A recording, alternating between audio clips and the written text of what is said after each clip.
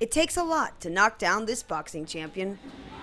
Growing up in one of Rio's hundreds of shanty towns, known as favelas, means he's used to fighting stereotypes, both in and outside the ring. A lot of foreigners hear the word favela and associate it with crime. They assume we're all thieves. Roberto is one of 1.5 million Brazilians who live in these poor communities. Sprawling neighborhoods controlled by drug gangs where police don't dare to patrol. It's an image repeated constantly on television and on movie screens, making the word favela synonymous with violence and chaos.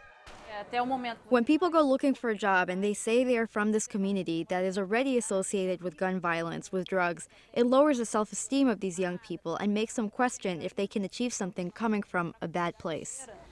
But this 20-year-old blogger and community reporter believes that the image projected by mass media is distorted. In a community like this one of 200,000, there is no way 10% of the people here are traffickers. Can you imagine? We would see traffickers on every corner. That is not the reality. I believe it's more like 1%. The amount of people who live here, who are hardworking, is a lot more.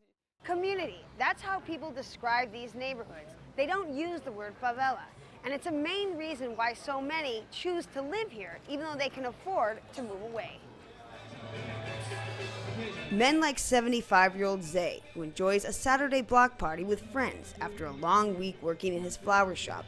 He raised all 10 of his children here, even when traffickers controlled these streets.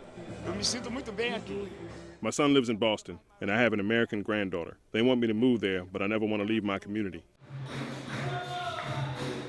Back at the gym, the sound of shootouts between rival gangs is becoming more common.